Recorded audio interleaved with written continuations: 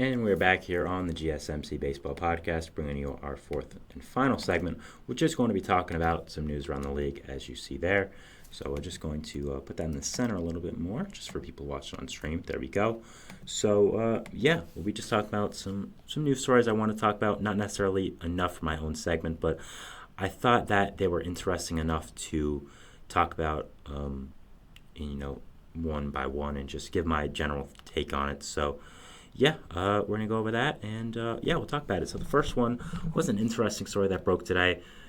It was Shohei Ohtani and his former interpreter, now, indicted criminal, Ippei Muzahara.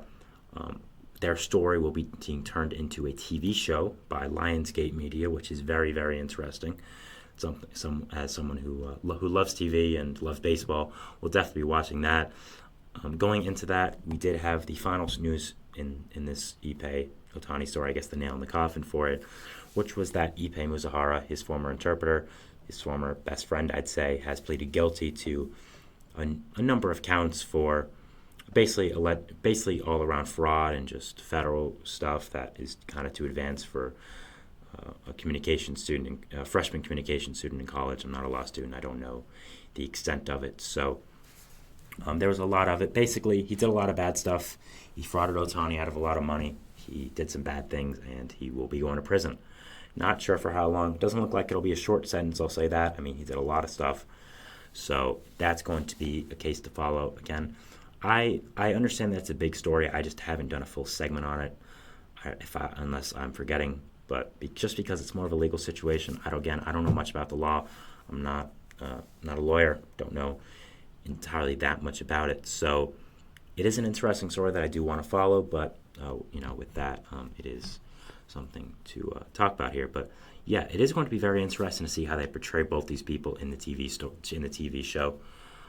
Obviously, I would assume Ippei is going to be the bad guy and Ohtani the oblivious guy. So that's what it seemed like. I'm glad, just for the Dodgers and Ohtani's sake, that Ohtani can get this off his chest, can just get rid of it and focus on playing baseball now.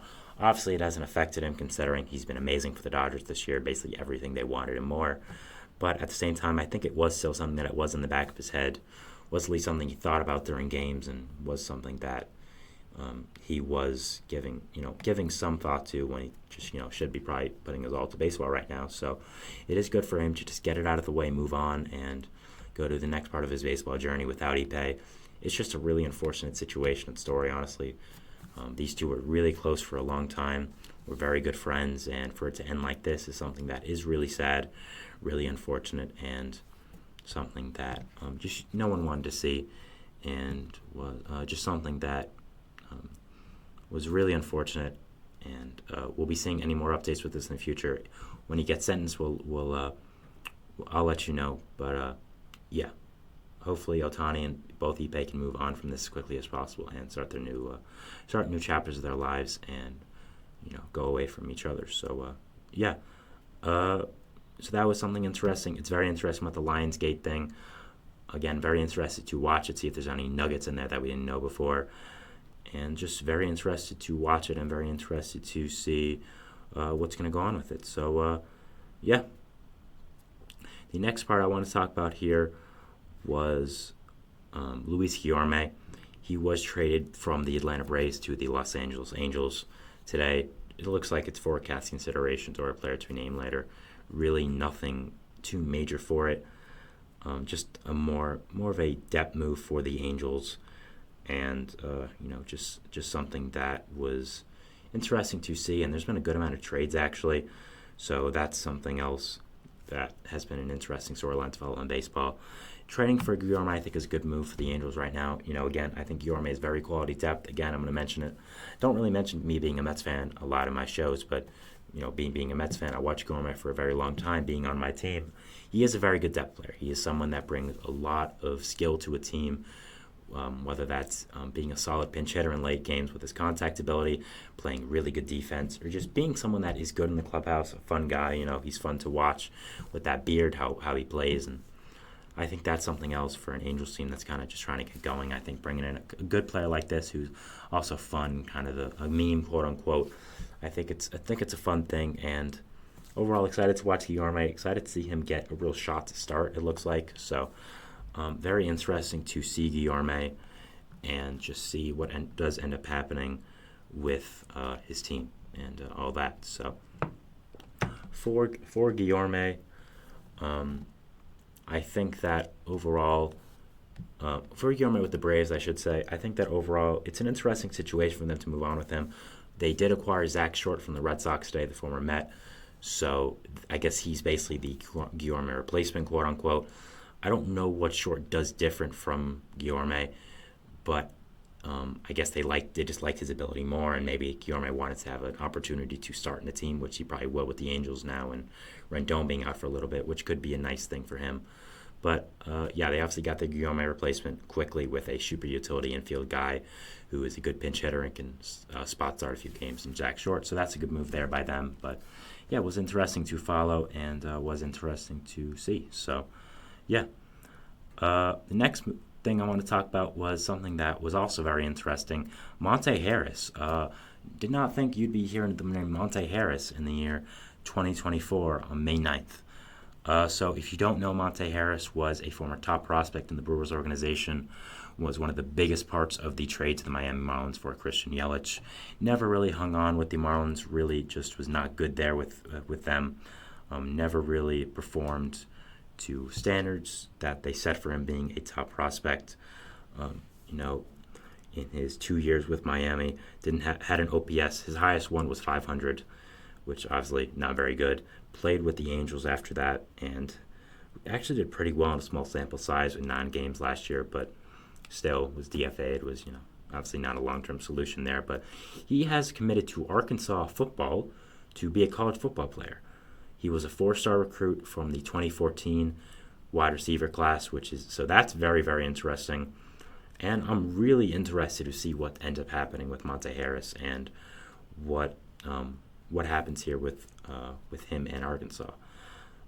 Will he end up being drafted to the NFL? That would be amazing and something that would be really, really cool. Just overall, I'm very happy for him, seeing a former top prospect like this who just kind of fizzled out in the MLB, former top athlete like this, continue to use their ability in a different sport. You go to a different sport, it's something that's very exciting and very fun. I mean, for Monte, again, I'm excited for him to be able to use his athletic ability and end up playing a different sport and continue being a professional athlete. So, again, very interesting situation here that I'll definitely be watching, but it is something that was fun, something that I did want to talk about and just mention that it was kind of obscure, but I like it a lot, and I think it's cool for both the player and team. So, yeah, definitely something I'm watching. And I definitely am interested to see what does end up happening with Harris and Arkansas, and his future there. So, the final one I wanted to talk about for little news stories around the league, just some storylines.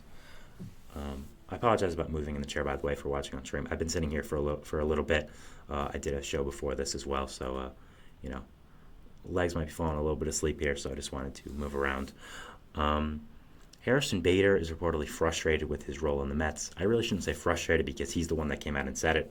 He's frustrated with his role in the Mets. Bader was, of course, signed to a 1-year deal worth $10 million by the New York Mets this offseason after a split season with the Reds and the Yankees. Was supposed to be the team's starting fielder most of the time. Was brought to bring a presence against left-handed pitching and a lot of defense. And defense, of course, that's what he's known for, defense and base running. So that's something that's fun there. Also, I shouldn't say also. With Bader, he is frustrated with his role because he hasn't started as many games as he liked. He's missed, I think, around double-digit games now. I think it's 8 to 10 currently. So I don't entirely know why he's that frustrated. To be honest, it doesn't really make a lot of sense. He was always going to be a guy that played 120 to 130 games. Going to be a starter, but not a starter every day. Just a starter and a guy, Bader has a very limited skill set. Let's be honest here. He plays great defense, runs the bases well, but cannot hit righties that well and can't hit lefties that well sometimes either. He's a very streaky hitter. So he was brought in to be defense. He was brought in to run the bases well and just kind of be that kind of player for the Mets. And the thing about Bader has been, yes, he was supposed to start, but there's been a lot of other players doing better than him. Tyrone Taylor has been a really nice addition for the Mets who's been doing well. with DJ Stewart performing well. He's been starting in left field, and JD Martinez has been DHing just to get Stewart back in the lineup. So I understand why Bader's frustrated. I get it. But the Mets have a lot of outfield depth. You knew you weren't always going to be a 100% starter every time.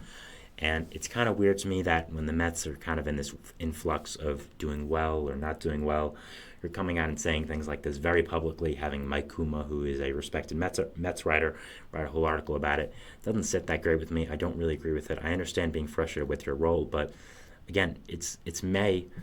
You can let it figure itself out a little more. And if you're still not playing a lot by June or July, sure, the Mets will trade you or get a new starter somewhere else. You have the right to be frustrated, but it's kind of a little weird to me that you would say this now and you would kind of bring it up when it's kind of unnecessary. I don't really get it, but I understand his frustration. I think there could have been some better ways to go about it, but I think that Bader is still a good player, brings a valued asset to the Mets that obviously David Stearns wants. He's built his teams in Milwaukee and now New York based off of defense and base running, those teams being very good. I mean, those parts of the team being very good. You can see it this year with Milwaukee as well. They've surprised a lot of people, and one of the things they have done really well is running the bases and playing defense. So I think he's a David Stearns player. I don't think he's necessarily going to be traded, but it is interesting that he did bring this up, and it was something that did happen here. But it'll be interesting to see what his role comes out to in the future with the Mets and what does end up happening with him, and if there's any more repercussions with him. So that's something I'm definitely following. But this was my fourth segment here, talking about some news stories around the league, just some minor stuff that I wanted to give my 2 cents on. Ohtani, Nipe, just the whole situation there and their story being turned into a TV show. Luis Guillorme and getting traded to the Angels, and Zach Short getting traded to the Braves from the Red Sox. Monte Harris going from the Major League Baseball to college football, and Harrison Bader frustrated with his Mets role. All things that are interesting, all stories that I want to follow for baseball in the future. So yeah, that is the end of our show today, guys. I want to thank you so much for watching. Remember to like and subscribe to the notification bell to not only get notified when I upload, but when all the other great content creators on this channel do. Make sure to donate. Again, gsmcpodcast.net. Helps the show, helps a lot, keeps the show very interactive, and keeps the fans very informed as well. So that's always appreciated. We invite you to follow us on Facebook, Twitter, TikTok, and Instagram for more content and updates. Thank you so much for following the show. Thank you so much for watching today, and we'll see you tomorrow. So thanks, and bye. We'll see what baseball throws at us. Bye, guys. See you later. Mm-hmm. Mm-hmm. Mm-hmm. Let's go. I wake up to a little bit of drool on my pillow, feel like it's gonna be a bad day. Yeah, I'm tired of shit, and the coffee ain't hit yet. Damn, ain't that great. I don't wanna go to